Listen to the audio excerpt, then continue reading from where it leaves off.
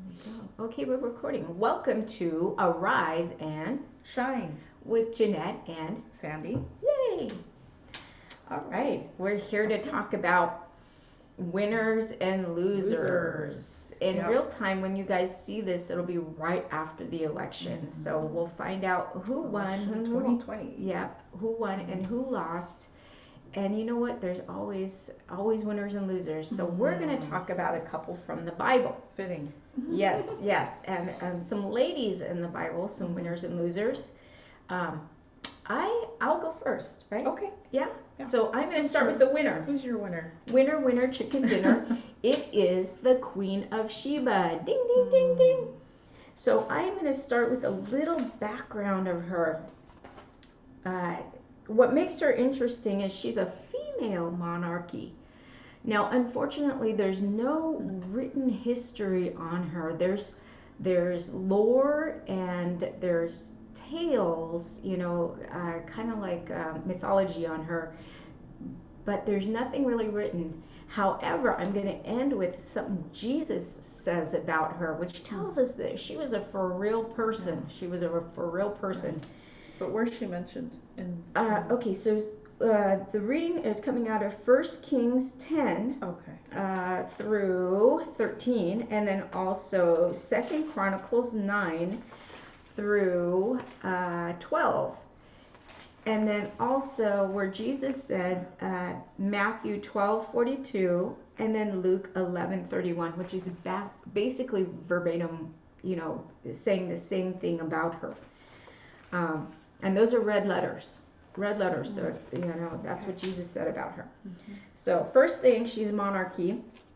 Now, second thing, well, kind of with the first thing, where was she? Who was she? Jesus calls her Queen of the South. So I looked this up, and that would put her in modern day Yemen, which is south of Saudi Arabia. So here it is. Israel is where? Is up here. So you follow up the Red Sea, and it'd be at the tail end. So going up, Israel's over here. Yeah. Oh wait, maybe I'm looking at backward. So Israel's right there. All right. Now there's also saying that she is from Ethiopia, which would be down here. Either way, that's south of Israel. If you literally, it'd be Yemen, what Jesus said, Queen of the South. Otherwise, Ethiopia. There's some Ethiopian lore about a queen there, and they do have a pretty big Jewish community there in Ethiopia, which was not highly influenced by anything around them. So they formed their own laws and rules. But they're based heavily in Judaism. Very interesting. Sorry, I digress. So, second thing about the Queen of Sheba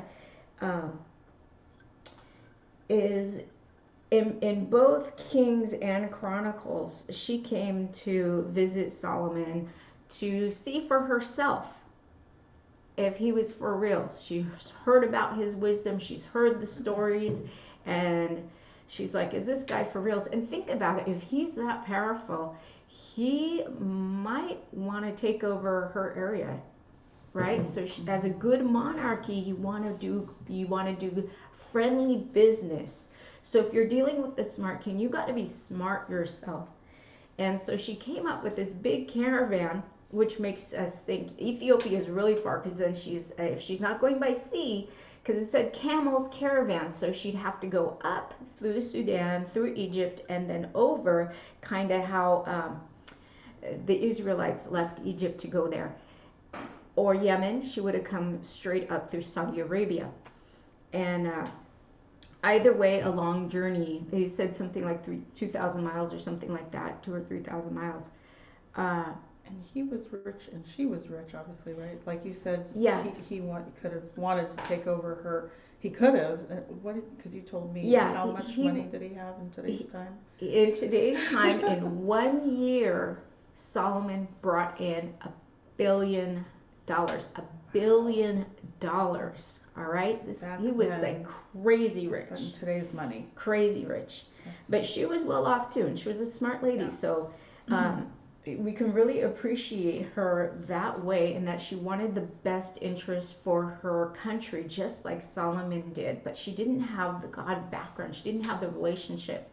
And folklore is that Solomon had asked her to stop worshiping the sun god, which was what she was worshiping. And instead of saying no, she just sent him gifts, to try to like appease him. And he wasn't going for it. So then she went to go visit him. But in this, it says she comes and she questions him, and she spends some time with him, and she looks all around and notices what's going on. And she says, the report, and this is from 1 Kings 10:6, the report I heard in my own country about your achievements and your wisdom is true. But I did not believe these things until I came and saw them with my own eyes. Indeed, not even half was told to me. In wisdom and wealth, you have far exceeded the report I heard. And then she also says basically the same thing in 2 Chronicles. The report I heard in my own country about your achievements and wisdom is true, but I did not believe what they said until I came and saw for my own eyes. Now, it's not till after she sees that it's true and he answers all her questions and she sees that he's the real deal, and she probably establishes trade routes because she has something he doesn't have. She gives him gifts. She gives him gold, about $3 million of gold. Wow. Now, $3 million to somebody who earns $1 billion isn't that much. But it was still a little token. Yeah, it's a little token. But she also brings him jewels, and she brings him something he doesn't have, spices.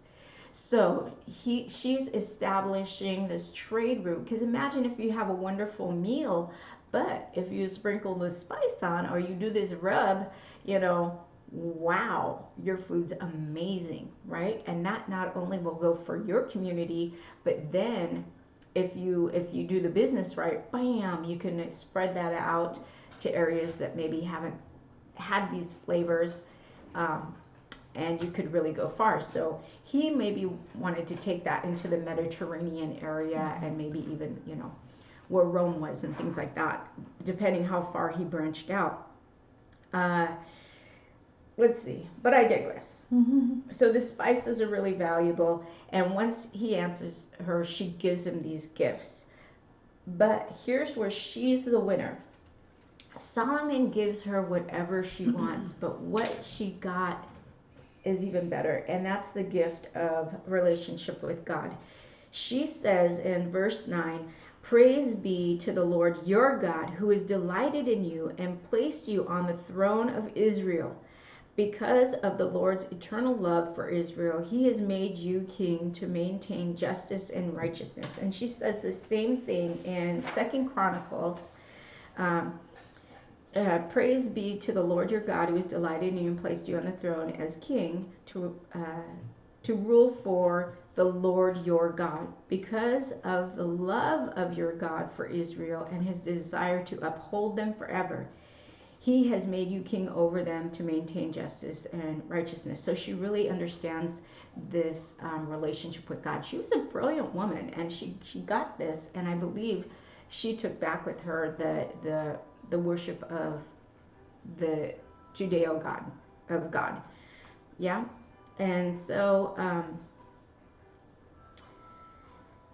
let's see, at the end on verse 12 in Chronicles, King Solomon gave the Queen of Sheba all she desired and asked for. He gave her more than she had brought to him. Then she left and returned with her entourage to her own country. Now the interesting thing is like, why is she such a winner? Because Jesus says in Matthew 12:42 and Luke 11:31, basically the same thing. The queen of the south will rise at the judgment with its generation and condemn it. For she came from the ends of the earth to listen to Solomon's wisdom. and now something greater than Solomon is here. And so he's talking about the generation of Jews that rejected him when he came, which kind of opened the doors for the Gentiles. And guess what? She was a Gentile. She didn't believe in this God. She didn't know it. She was worshiping the sun. Oh, you know, we don't worship it. We just have it smiling with us. But she was, you know, she came from, she had no idea. And it wasn't until Solomon explained, and I'm sure she asked him about his God, because it says that she watched him serving his God in the temple, where let's see, 2 Chronicles and 4, at the end, and the burnt offerings he made at the temple of the Lord. She was overwhelmed. So she was overwhelmed. And so when she really knew about his God, and Solomon at this time was probably at his peak, where he hadn't digressed and maybe had quite so many wives. So his mind, his focus was still God-centered and how he could serve his people. And I think she came in at the right time, because if she came in later when all this stuff was coming in, part of what he got was not only the gold, and he was told, if you read the Bible, it's told a king is not supposed to go after riches, have horses, and he did all that, chariots, he did all that, so he broke the rules. And then also part of what was coming in was peacocks and gorillas. So think about what's happening now. Entertainment, what looks pretty, and what has strength is really kind of worshipped. Right. And it takes you off of God, because their entertainment, what is pretty, and then what has strength, and it takes us off too. God with our eyes. God he warns us for a reason. It's all for reals. So she's definitely a winner. Not only does she also get the fruits of this wisdom, that she has a relationship with God, which kind of, to me, points to Ethiopia. The fable is that she also returns pregnant with a son, and that son, I think, is Melanic or something, Melanic, and that name means son of the wise men, and this is a fable from Ethiopia. So this son is the son of the wise men, is what she names him. And he's the fable is that Solomon also gives her a ring, and when her son's old enough, she tells him who her father is, and he goes and visits. And Solomon actually asks him to stay and rule, because he is a son. I don't know if he's one of the firstborns, which could put a timeline on this. But is that true? It's all fable stuff. It's all fable something stuff. about that on the History Channel. So there might be. I mean, and Jesus says she's a for reals person, but we don't know exactly where. There's nothing written. There's no hieroglyphs. No nothing. It's just these mythology books that say those things. But Jesus does confirm that she's a real person, and she will judge. So anyway, her son comes back to Ethiopia, but there is a definite Jewish community there, and it really wasn't exposed until the 1800s. And they tried to go to Israel at that time, but I don't think they were allowed to, and they ended up half of them ended up dying in a famine. But now I think they're still appealing to Israel to come in and find shelter there. It's really fascinating. So I think there was like an archaeological, like a city that was found, and there was like a temple or a church or something, and they had like these windows with her. I think it was about her, and that's the whole connection. I saw that too. And there's also, because you never know where she's from, because the Saudi Arabia one, she's written in the Quran, and her name is like Lilis or something like that. And then there's also a West African woman, but they say that she was later on, that they say it might be her as well. Wow. Fascinating. Yeah, but very fascinating. And there's like a whole other folklore that the son actually took the Ark of the Covenant with him, and it's in Ethiopia. Right. I did see that one. Yeah. So that's, and then what's actually in Jerusalem is a fake, because Solomon didn't want the people to know, and he wanted it to stay safe, so he let his son take it. That would make that would make sense. But who knows? Who knows? It's all, as far as I know, is folklore. We don't know for reals. It's all mythology. Right. But Jesus does confirm she was alive, and she will judge the generation where he was at that rejected him, because she accepted a God she didn't even know about until she saw this relationship. Yeah. Solomon actually saw God. He had his visions, and he saw God, which, he's the loser, because at the end, even though he had that intimacy with God, apes and peacocks, too many wives, the things he was told not to do, they turned his head. He built altars for the Jewish people to burn their babies. He did that later on to appease his wives, because that's the kind of gods they worshipped, which is very, very sad. So, but Queen of Sheba, winner, chicken dinner. Yeah. Yeah, Solomon ends up being the loser, because he loses his relationship with God. Yeah. Yeah. And who knows? Maybe we'll see him in heaven. Hopefully he didn't go all the way. So that's really neat. That's something that's unexplained, really. That I'd like to. We'll find out in heaven. We'll find out. All right, and I'm gonna get to talk to her, and I took all my 15 minutes. So. Wow, cool. Yeah. Alrighty. Well, so now we're on to losers. The loser of the day would be Lot's wife, who's not even, I guess, worth mentioning, having a name worth mentioning. Queen of Sheba didn't have a name. Well, I guess that's that. Yeah. That's there's Makeda in that folklore Bible. Now, how do you spell that? Makeda. Oh, yeah. Makeda. And then queen, the Sabaean queen in the Quran, her name is Biliqis. And they're thinking that that's her. Yeah. So there's different different names. Her son Menelik, Menilek, and that's the one from the Kebra Nagast, which is the book from Ethiopia, the fable book. So crazy. Yeah. So anyway, I'm sorry. Okay. No, that's good. I actually do want to know that stuff.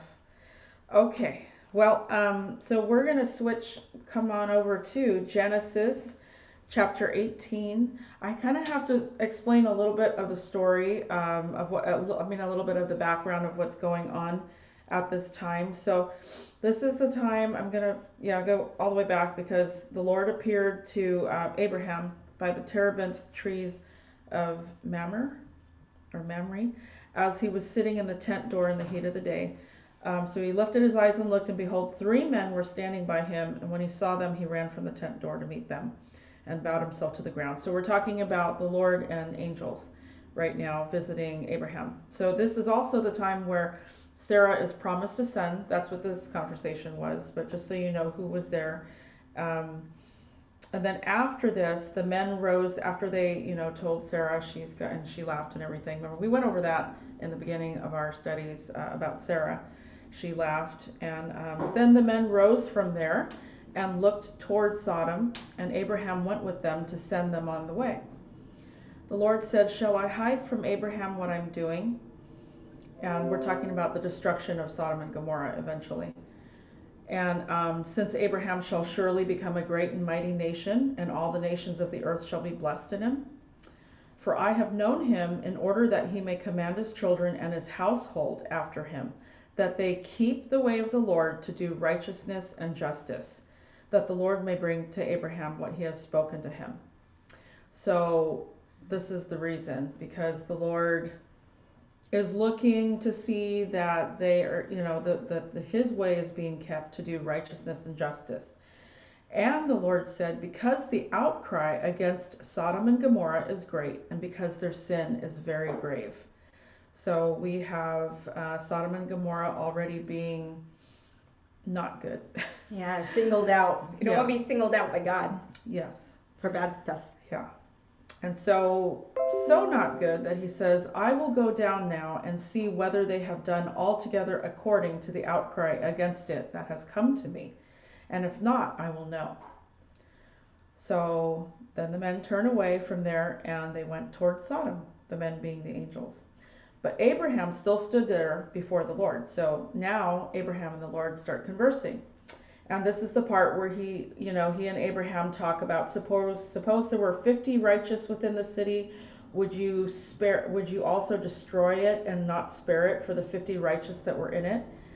And the Lord said, if I find in Sodom 50 righteous within the city, then I'll spare it for all their sakes. And so they go back and forth, and they get all the way down to like 10. Yeah. And so then he said, so the Lord, okay, wait, hang on, let me.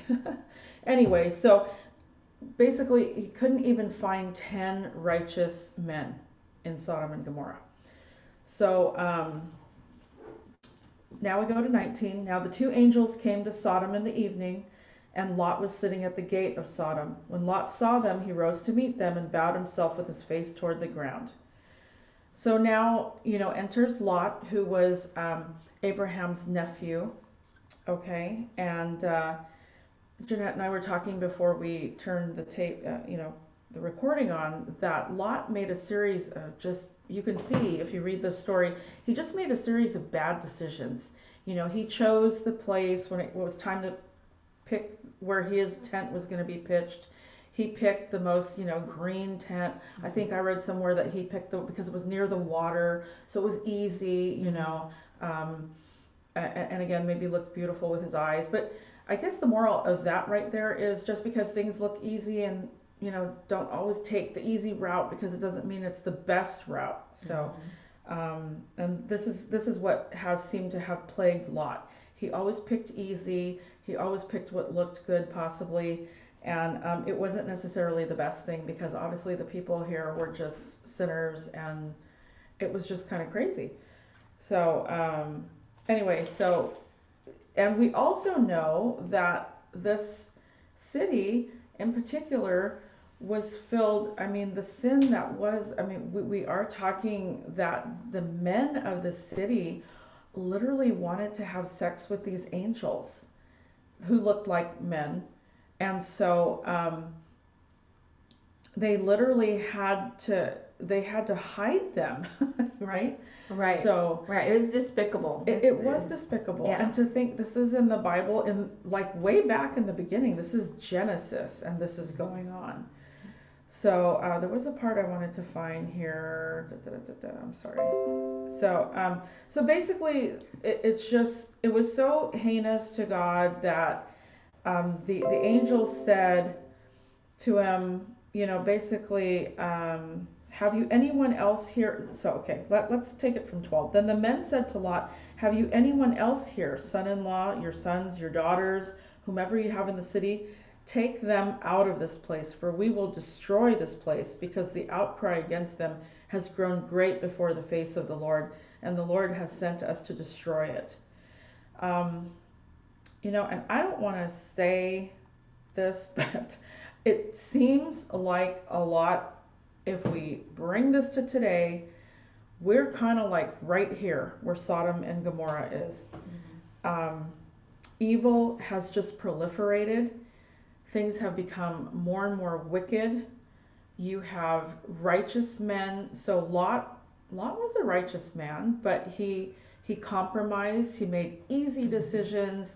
He was like, it's okay if I hang out with these people. It's not going to bother me. But actually, there was a lot of influence going on. And maybe not even with just Lot, obviously his family too. So, they became sympathizers and possibly enablers of this sin-filled city. So that's the danger of kind of just hanging out with this type of environment and having the environment around you being dangerous. We are, how many times have we heard, we kind of are who we hang out with. So I think that's another moral of the story in this. So, but God just couldn't take it anymore, and he wasn't going to have it. So, anyway, if we go to 14, Lot went out and spoke to his sons-in-law. So Lot goes out, speaks to everyone, his family, and he says, "Get up, get out of this place, for the Lord will destroy the city." But to his son-in-laws, he seemed to be joking, it says. Why do you think that they thought he was joking? Again, if you uh, he compromised. He hung out with these people. He said, "Oh, it's okay. We're not going to be hurt." To the point where his own family are kind of like, "No, that's not going to happen." They weren't taking him for real. They weren't taking him seriously. So that was the danger of that. I think there's a lot there because he's sitting at the gate, and people who sit at the gate are supposed to be like the wise people who make judgments. That's right. Yeah. But was he just a puppet the whole time? And nobody took him seriously. Did his decisions wax and wane? And so maybe this bled off into when it would, rubber met the road. They were like, "Oh, there he goes again." Right. It'll change tomorrow. Yeah. So they didn't believe him. Yeah, and you're right. Compromise. It's like today too. I could really read into that. So 15 says, when the morning dawned, the angels urged Lot to hurry, saying, "Arise." So again, they keep pushing him, "Arise, take your wife and your 2 daughters who are here, lest you be consumed in the punishment of the city." And 16 says, while he lingered, so there he goes again, and while he lingered, the men took hold of his hand, his wife's hand, and the hands of his 2 daughters, the Lord being merciful to him. I'm sure he was testing the Lord's patience at this point. He literally should have got out the night before. He did not do that. Because this gives me the picture that, kind of like in a movie, when, the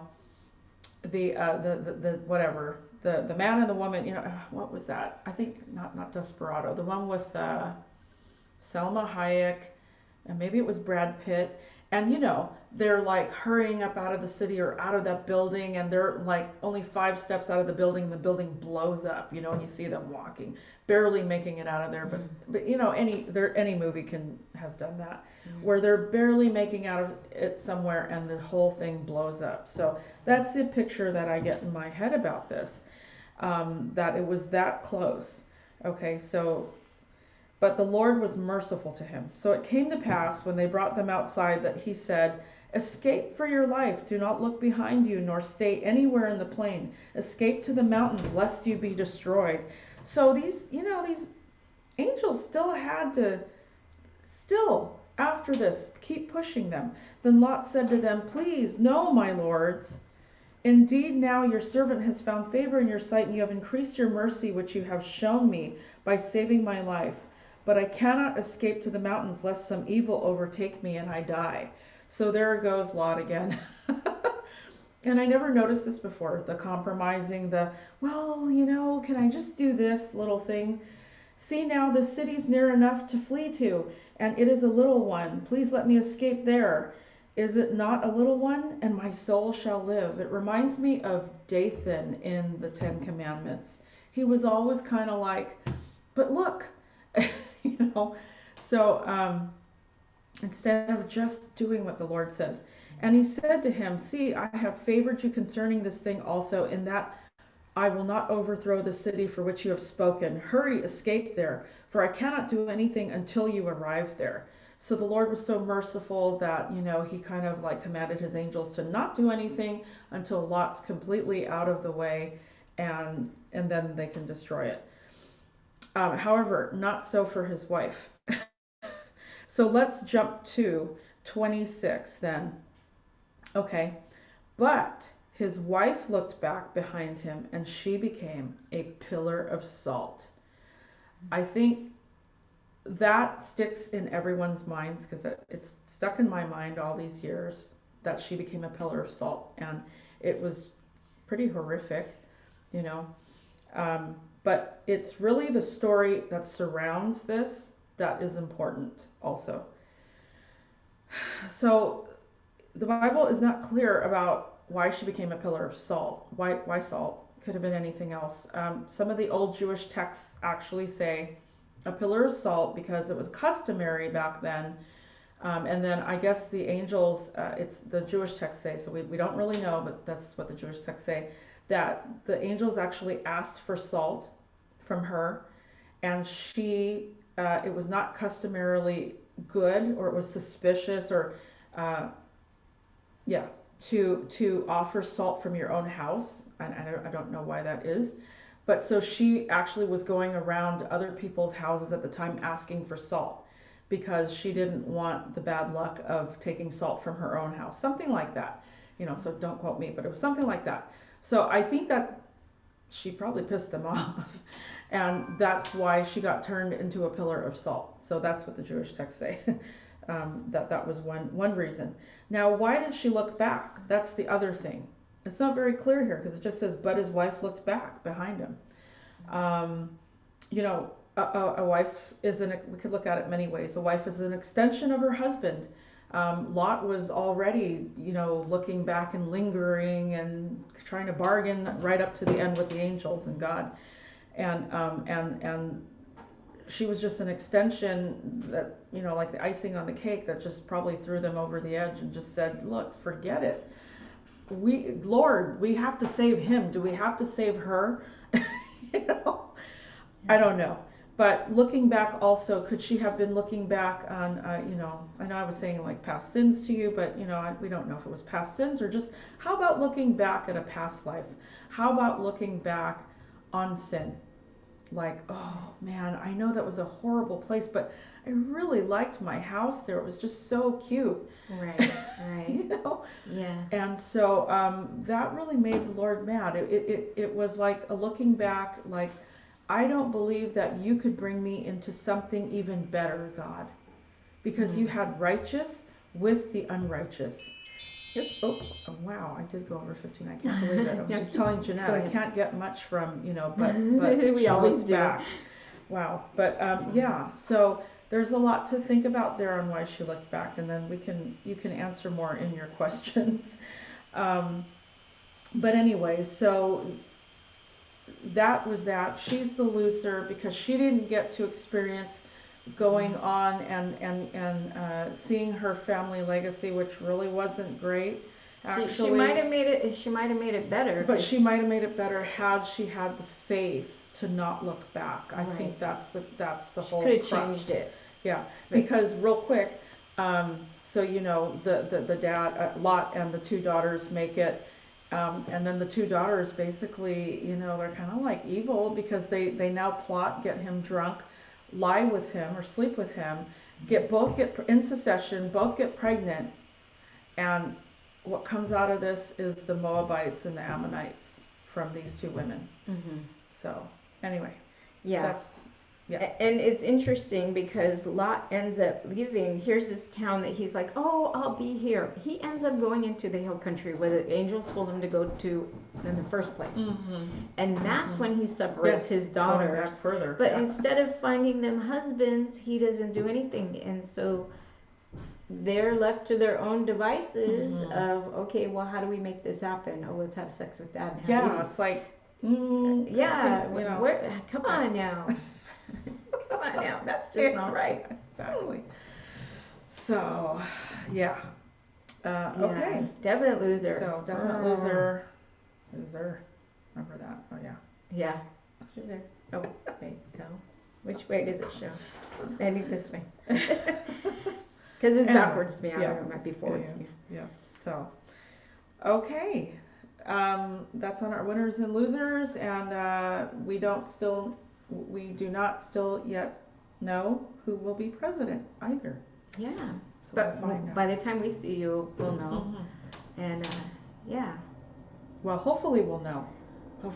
They're talking about there could be a possibility we wouldn't know. Well, we don't know. That fussing again. But once again, we will know. There's a winner, there's a loser. Calm down. It'll be okay. Yeah. The beauty of America, 4 years. It's not a king, 4 years, and there's also impeachments, right? Which they've been trying, but the truth prevails, right? Truth prevails. Hoaxes, impeachments, all kinds of fun stuff. Yeah, all sorts of crazy. But anyway, we have the country of checks and balances, thank goodness. Yes. So that's the good part. We still have that today. Yeah. So don't today. fuss. What is that thing though? No crying, no fussing. Mm-hmm. Just deal. Anyway, suck it up, Buttercup. Yeah. So thank you all yes. for listening and food for thought. Yeah. So the idea is be a winner. Have that relationship. Have that relationship with God. Yeah. And that don't goes, end up in the plains of Zoar. Right, and I think that has a lot to do with selfishness, because he always wanted what was easy for himself. What did the Queen of Sheba? Yeah. She wanted what was good for her country. Yeah, right. For everyone else. She went beyond herself. Somebody else, which is focusing on other people, not yourself. Right. And then not trying to hold on to the things that you have either. Right. When we hold on to things so tightly, those are the things we actually lose. And sometimes we gain by being kind, by helping one another, by walking in the Spirit and doing things that God would have us do. So that's what we hope for all of you. Walk in the Spirit and receive all your blessings. Anyway, okay. Have a great rest of your day. Thanks for listening to us. We'll see you. We'll see you next Thursday. At 7:30 a.m. at occc.church. Go back to the same place you found this, possibly, and because there are other ways to get in here. But you can go to our go to the site, the church website, and plug in with us and have some interesting conversation next Thursday. We look forward to seeing you. Bye bye. Bye bye.